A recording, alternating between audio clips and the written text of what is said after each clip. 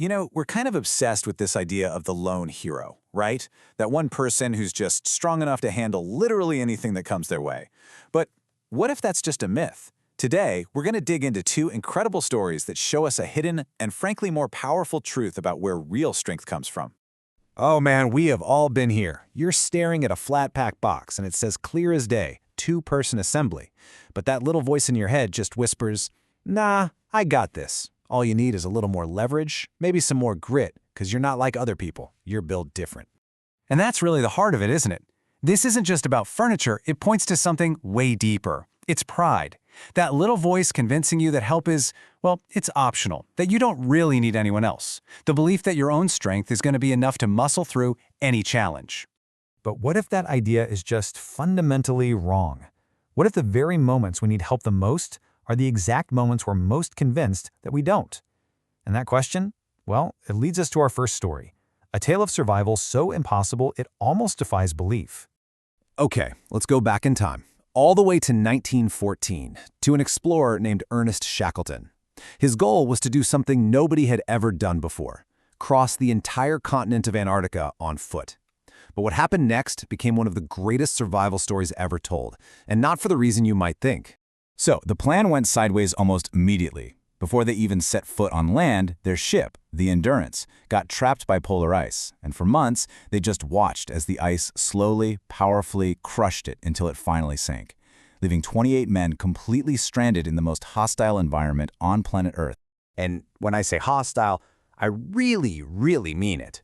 We're talking temperatures dropping to 60 degrees below zero. That's the kind of cold where your thoughts basically freeze before your fingers do. It was, for all intents and purposes, an impossible situation. Just try to put yourself in their shoes for a second. There's no ship. There's no way to call for rescue. They are over 1,000 miles from any civilization, and their food is quickly running out. By every single logical measure, this should have been the end of the story. But Shackleton had this one single, non-negotiable rule, a simple principle that dictated everything they did. No one walks alone. If a man was weak, someone stronger walked right beside him.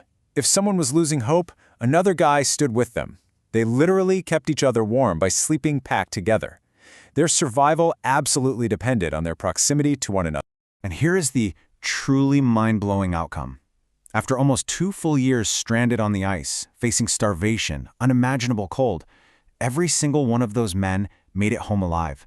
Not a single casualty. I mean, how is that even possible? See, the crucial point is this. It wasn't their individual strength or survival skills that saved them. Historians are all in agreement on this. It was their unwavering commitment to each other. Their real power wasn't in any one man. It was in their unity.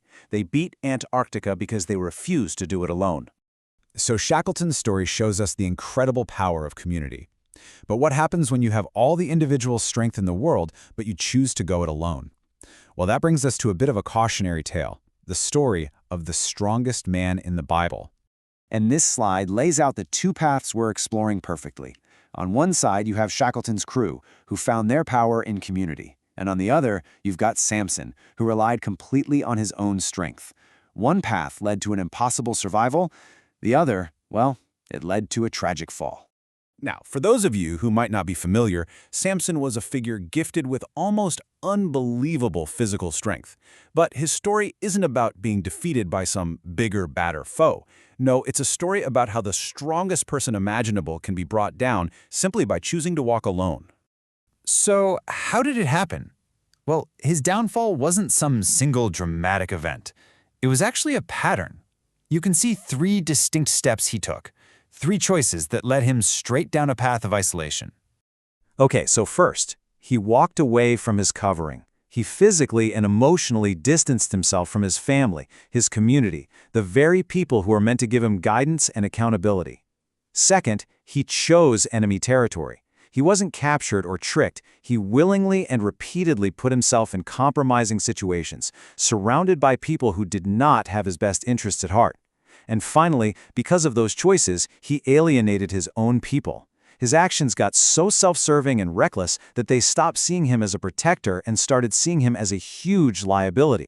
And this, right here, gets to the heart of the danger. Why was his solitude so destructive? Because isolation is the perfect incubator for compromise.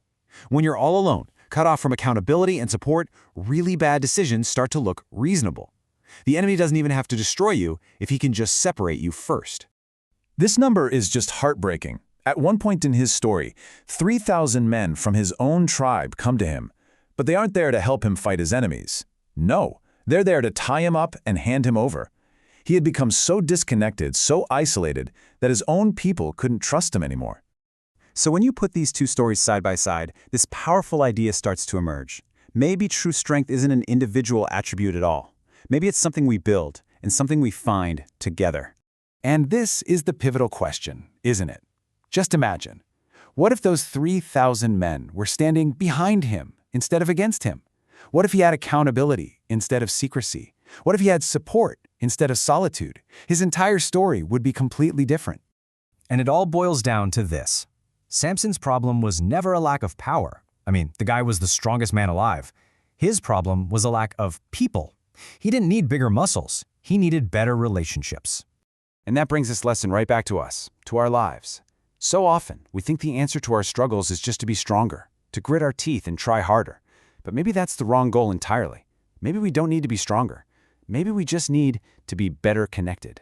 Because real strength, it turns out, grows best in community. Which leaves us with one final and maybe the most important question. It's so easy to say, I got this. It's so much harder to admit we need other people. So just take a second and really think about it. Who's walking with you on the ice?